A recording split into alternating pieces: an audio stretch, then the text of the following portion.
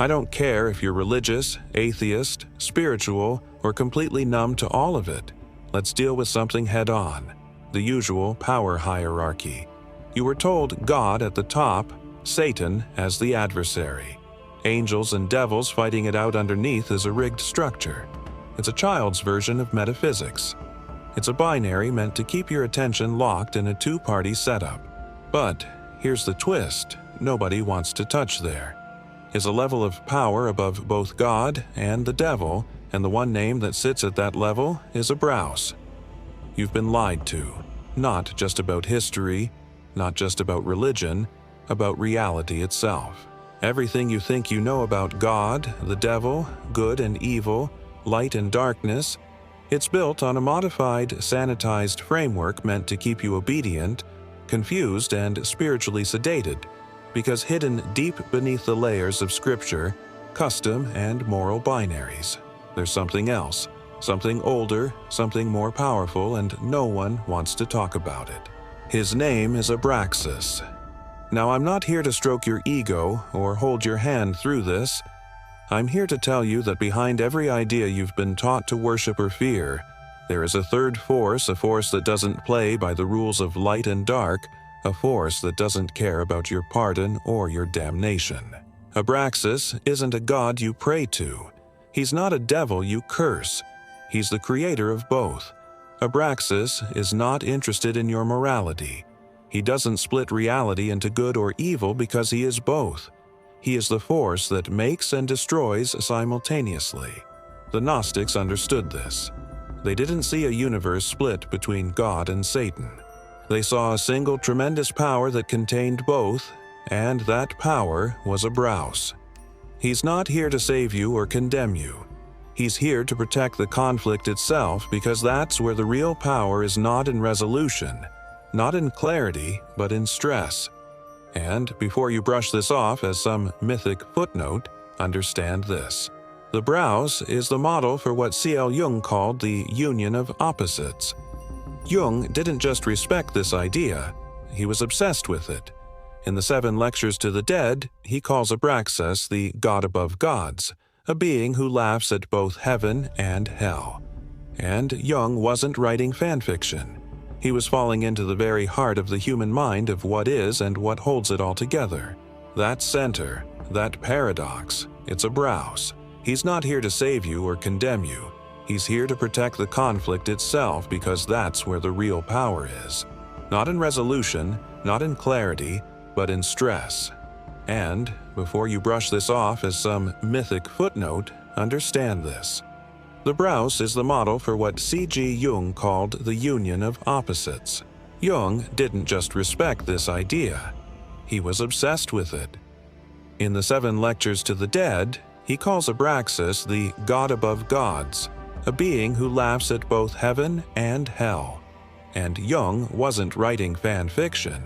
He was falling into the very heart of the human mind, of what is and what holds it all together.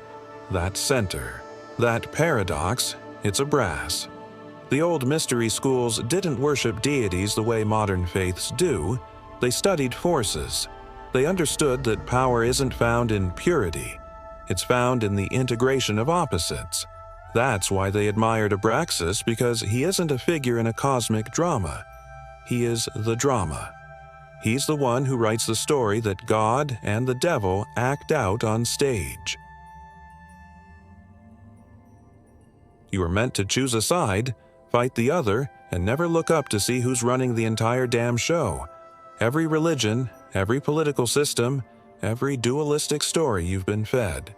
It's been passed through this invisible lens of conflict, and Abraxas is the secret axis. It all spins around. He's not waiting for your worship. He doesn't demand your allegiance.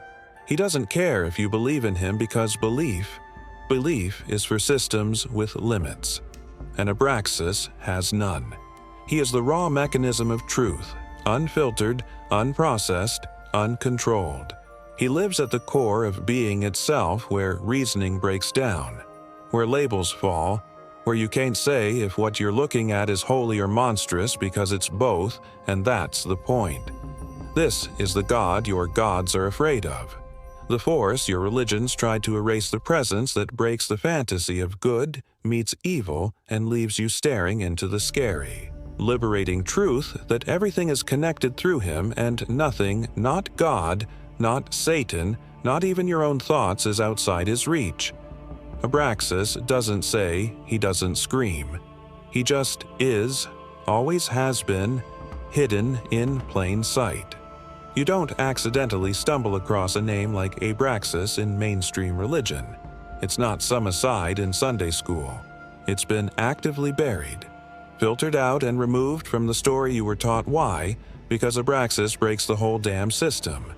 And I'm not just talking about religion. I'm talking about the system that describes how you process reality, how you decide what's right, what's wrong, who you're supposed to be afraid of, and who you're supposed to bow to the fact that you've probably never heard his name before.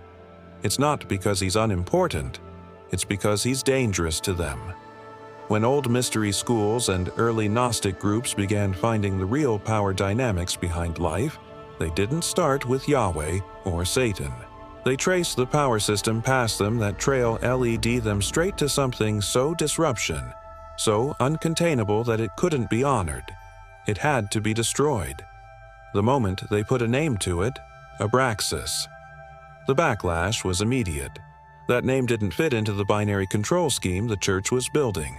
You can't build respect around a God who transcends rules. You can't make sense of a force that defies definition. So they did what they do best. They buried it, erased it, made sure that the only way to hear the name Abraxas was in a whisper, in a forgotten text, in a tomb, in a nightmare. There is a name that shows up in the most bizarre places in our world. A name that predates Christianity by centuries, yet it's scrubbed from the Bible as if it never existed. You might think that's just another case of the early church trying to purge paganism. But what if I told you this particular name is a lot more than just a forgotten title? What if I told you it's a key that unlocks a layer of reality most people are not meant to see? This is the story of Abraxas, and this is the forbidden knowledge. Now, right off the bat, let's address the elephant in the room. The word Abraxas doesn't come from any biblical source. It was made into amulets, etched in magical stones used in rituals written into esoteric systems for centuries. We're talking real historical evidence, not just some book of the dead pseudo-archaeological mumbo-jumbo. So here's the thing. If it doesn't mean anything, why does it show up in Gnostic writings, alchemical texts, magical grimoire, and even on objects ranging from ancient Egypt to the Roman Empire? It's not a coincidence. It's a repressed constant that should tell you something. The top of the ancient world weren't wasting time etching useless names into sacred tools. They were summoning something very real, something they admired and feared. You know what else should raise red flags? The way Christian orthodoxy carefully erased Tabras from the conversation. They named anything linked with him as heresy, condemned the works he appears in, executed the people who spoke his name out loud, and still he didn't disappear. He kept resurfacing, not because people wanted to be nervous, because those who dug deep enough found a pattern. Every time you follow the line of power all the way up, past the angels, past the archons, past the gods themselves, you run right into him. And no, this isn't about worship. Don't get it twisted. Abraxas wasn't part of a religious cult in the traditional sense. There was no dogma, no commandments, no rescuer myth. We're talking his raw influence, an existence the ancient philosophers and occultists honored as the real power behind the scenes. They didn't try to moralize it. They tried to understand it, and every time they got close, they got silenced. The fact remains, there is a design of erasure when it comes to Abraxas that is not a chance. That is a cover-up, because a force that does not choose sides, that is both creator and destroyer, can't be weaponized. It can't be sold to the crowds. It can't be simplified into good versus evil promotion. It stands in direct resistance to every system that wants to modify your perception. Most people don't know how fragile the idea of creation really is. The Santia's story we've been fed is too clean, too simple, too convenient. God makes the world done. Evil enters, big drama, end of story. But when you actually get into the old Gnostic texts, when you learn the real frameworks that predate organized religion, you find out the so-called creation story isn't divine. It's a mistake, a cosmic glitch. And Abraxas isn't part of that glitch. He's outside of it. In books like the Apocryphon of John and the Trimorphic Pronoia, creation is not this holy act of perfection. It's more like a mistake, a fragmentation of heavenly intelligence, what the Gnostics called the pleroma. The wholeness was never meant to be broken, but one rogue entity, Yarar, the false creator, divided that unity, and out of that split the material world was formed. That's the real root of the physical universe. It's not a heaven, it's a failure. Now here's where Abraxas enters the picture. Not as part of the broken order, but as a force from the original whole. He's not a response to the fall. He predates the clash. He's not locked inside the system of demiurges and twisted arcans. He's above it. That's why he doesn't act like the others. He doesn't fall into the neat little C-types of good, evil, savior, destroyer, because he never came from the fragmentation. He's from the place that wasn't broken. You want to talk levels of power? Forget gods that punish or reward. Forget demons that tempt or torment. Abraxas works on a level where all of that is unimportant. He's not trying to fix the broken system. He doesn't play cleanup crew for a world that was never supposed to be this way in the first place. He exists in full-spectrum totality, the kind of life that doesn't need to be understood, only acknowledged. This is where most people tap out because it breaks their framework. If you're trained to see reality as a war between two opposing sides, you can't understand a third force that's not at war at all. That's what makes Abraxas so strange to us. He doesn't rebel. He doesn't follow. He doesn't even meddle. He's the signal that never got corrupted. And that scares people who need everything to fit inside a system. This is why you won't find a click-cut myth about Abraxas. He doesn't have a starting or an ending. The Gnostics didn't describe him as part of a timeline. They presented him as a state of being. You can't pin him to a moment because he's outside time. You can't define his nature because he's prior to nature. And that's why even the most powerful esoteric systems only ever hinted at him. They couldn't lower him to language without corrupting the concept. Look at the shape of ancient cosmologies. The demi-edge has control over material worlds. The arcans run interference, locking souls into loops of darkness. But the Gnostics knew there were powers even they couldn't touch, facts that existed before the crack. That's where Abraxas fits. Not as a creator, not as a killer, but as a remnant of the unsplit source, fully intact. So, you want to learn about the fallen angel Abraxas? You've come to the right place. Now look, I know you've probably seen the surface stuff. Maybe heard some folks preach him as some kind of rebel savior figure who's gonna swoop in and save the day. And that's cool. I mean, sure, I guess that's one way to see him, but it's also a really dumb way to read his story. Why?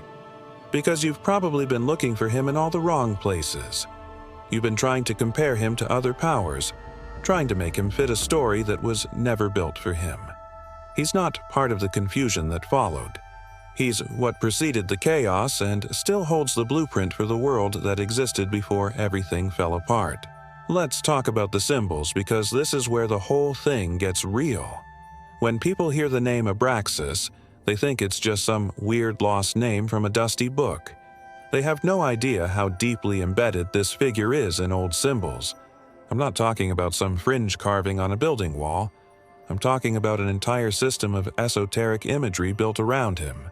The kind of symbols that show up on amulets, coins, and magical objects across different empires, cultures, and time periods. And once you know what to look for, you start seeing the same pattern of figure. No one can fully explain portrayed in ways that don't fit into any standard religious building. Abraxas is almost always pictured with a rooster's head, a man's body, and serpent legs. That alone should tell you this isn't your average archetype. It's a composite form. Rooster, man, snake. Each of those represent something radically different in secret systems. The rooster, sign of awakening, time, and vigilance. The man's torso, that's consciousness, human power, the power to act. And the serpent legs, that's information, movement, transformation, the kind that doesn't play by moral codes. Put those together, and what you get is a being that's not just beyond duality, but beyond categorization. It's not a god, it's not a demon, it's a warning. What's wild is how consistently this figure appears in old talismans and magical gems. I'm talking about real artifacts, physical items from the Roman period, Egyptian syncretic ceremonies, even some early Christian-adjacent groups that tried to sneak this into their mysticism before they got stomped out by orthodoxy. These weren't decorations, they were tools. People carried these marks on them because they thought Abraxas had power. Not imaginary power, real, practical, metaphysical power over truth. You don't carve that onto your shield or your ring unless you believe it does something. And let's not ignore the number. This is important. The name of Braus, writing in Greek letters, adds up numerically to 365. That's not an odd fact. That's straight coding. In ancient esoteric systems, that number represented the sum of cosmic emanations or heavens controlled by the archons. So, what does it mean when one name reflects all 365? It means this figure isn't playing within the cosmic structure. It contains the shape that's control, not worship, not duty, mastery. You think Abraxas was some forgotten deity confined to one book? Think again. You want to understand the scope of his influence? Here's your chance. You know who else noticed this? The old magicians and Hermetic thinkers. These people weren't idiots. They were some of the most powerful leaders of their time, and when they used the picture of Abraxas in their grimoire and sigils, they weren't just invoking another god. They were invoking the border between opposing forces. That's what the image represents. Not just a mixed creature, but a physical compression of contradiction into one symbol. Look at what Carl Jung, one of the most famous thinkers of the 20th century, actually wrote. He didn't just mention Abraxas. He centered him in the 7 talks to the dead. Jung describes Abraxas as the god that contains both the Christian God and the devil. He called him a power beyond morality, beyond opposites, beyond judgment. You think Jung was playing around? The guy built modern science. He didn't throw that name out there for style points. Jung had been digging into the deep mind, studying what he called archetypes, fundamental forces that shape human behavior. He found that the idea of an all-good God and an all-bad devil didn't cover the full range of human experience. It was fake balance, too clean, too rigid. Reality is way messier. You know what he found at the center of that mess?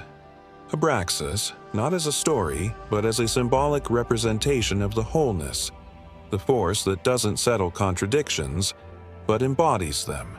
This breaks everything because if God and Satan are both part of a bigger system, then suddenly they're not so sure anymore.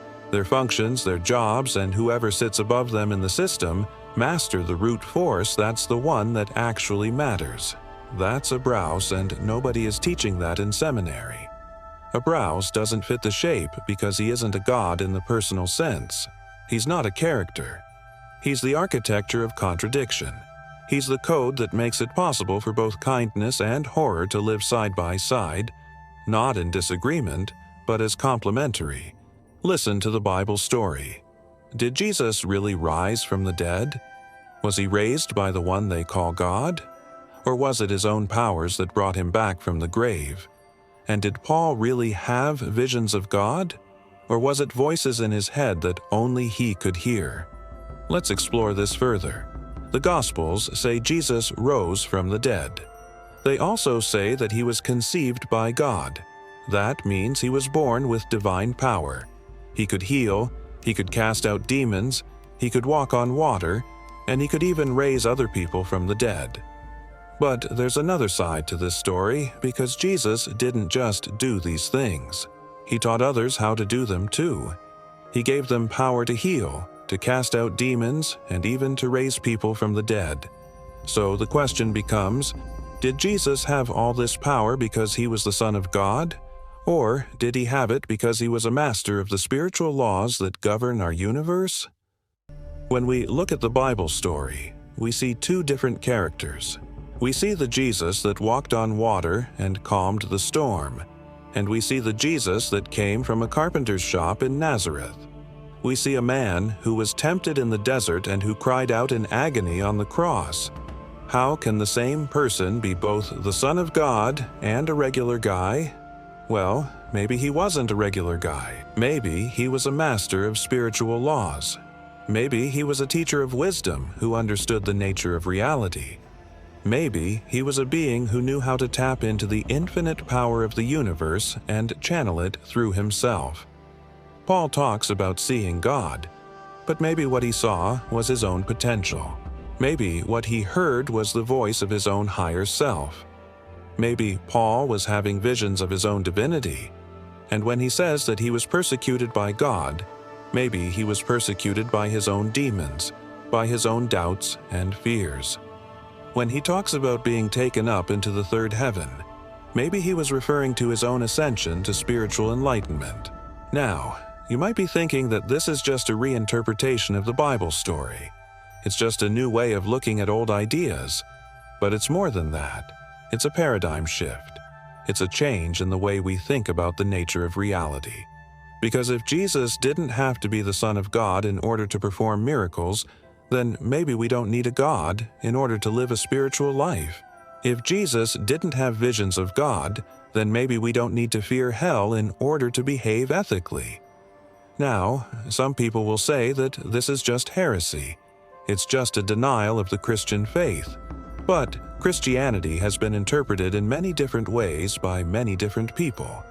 There is no one true interpretation. And besides, I'm not trying to tell you what to believe. I'm just asking you to consider the possibility that the Bible story might not be what you think it is. You see, the story of Jesus is a story of transformation. It's a story of a man who went from being a carpenter's son to being the Messiah. It's a story of someone who realized his true potential and became the best version of himself. This is a universal story. It's a story that has been told throughout history in many different cultures. So the next time you hear the Bible story, I want you to think about these two characters. Think about the Jesus that walked on water and the Jesus that lived in Nazareth. Think about the man who was tempted in the desert and the man who cried out in agony on the cross. And ask yourself, which one of these characters do you want to be like?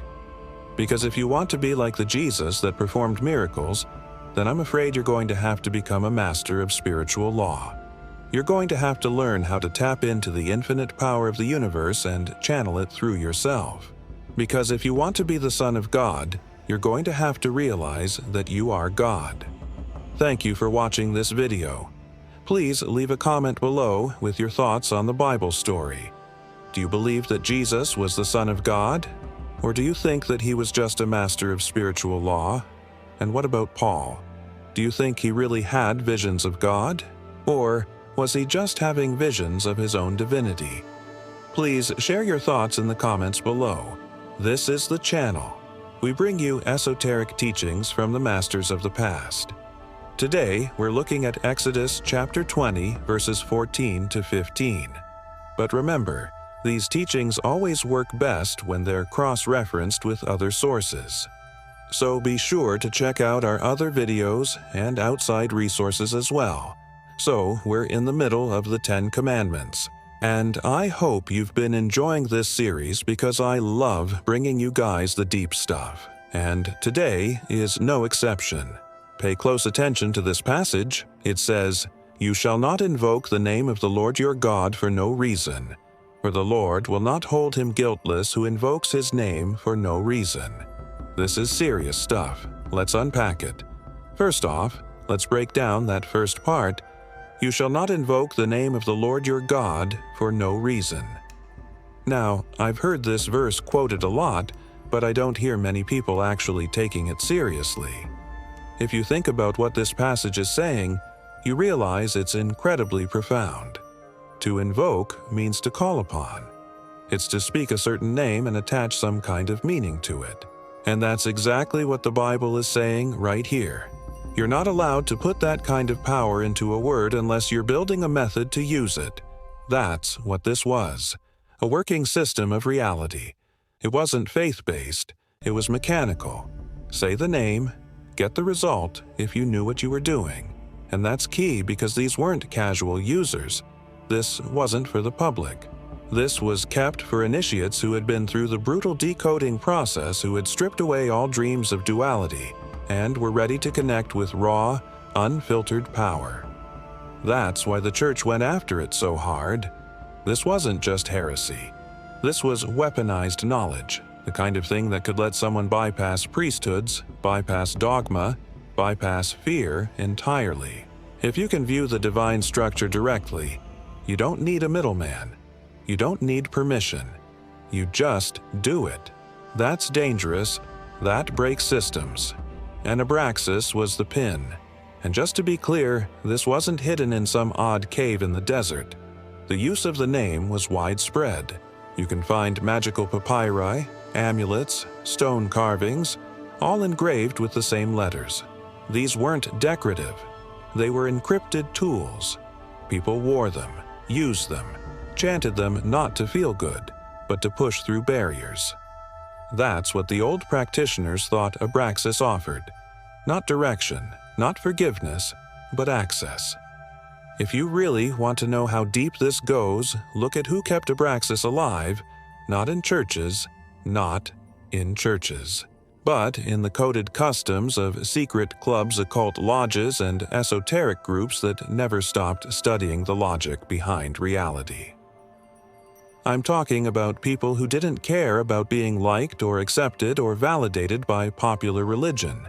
They were obsessed with processes, how power actually flows, how consciousness is changed, how reality is designed, and they didn't ignore Abraxas. They put him right at the center of their models. In alchemical books from the Middle Ages, you'll find signs, strange images, layered symbols, encrypted links that point not to the god of literature, but to a force that contains all polarities. This won't throw away symbols. These were plans. In traditions like Rosicrucianism and later in groups like the Hermetic Order of the Golden Dawn, there's a constant theme beneath the jest, the theater. There's something unifying, something untouchable by that's what they were after. They weren't chasing moral superiority. They were chasing the source, code. Abraxas became a kind of hidden constant, unseen in public but embedded in the secret language of the Kabbalah. His image, his number, his sigil. These things show up in papers that were never meant for mass intake, and that's not accidental. You don't include that kind of information in a closed system unless it means something to the people at the top. And no, that doesn't mean every secret society was worshipping Abraxas. That's not the point. The point is, they knew. They understood the reasoning of a force that held both death and creation, cruelty and kindness, truth and lies at once. This is the same logic you find in high-level occult practice. Rituals meant not to affirm the ego, but to destroy it. To put the practitioner face to face with something so far beyond moral understanding that it rewrites their perception totally. And it's not an accident that those rituals often involve confronting opposites, invoking conflicts, breaking mental pairs, because that's what Abraxas is. Not a god of words, a force of dismantling of everything fake you've been taught to believe about what's holy, what's evil, what's real. What's left is raw structure. The scaffolds, no angels, no devils, no comforting story. Just the thing that makes the whole thing possible in the first place. That's why Abraxas didn't live in common religion. He couldn't. His appearance alone destabilizes the myth. He makes the story cave in on itself. He drives you to realize it's all theater, important, maybe, but still a construct. So if you've made it this far, and you're still with me, you're not here by accident. You're already someone who asks the questions most people are too scared to ask. You already feel the cracks in the system, and you're done faking. They are not there. That doesn't mean you have the answers, but it does mean you're ready to look behind the curtain, and once you see it, really see it. If the Abraxas isn't just a word he becomes, the moment when the dream breaks, when opposites merge, when the structure underneath shows itself, that's where this talk has been going the entire time. Thanks for watching until the end. If this shook something in you, that's good. That means you're paying attention. There's a lot more to find, and I'll see you in the next one.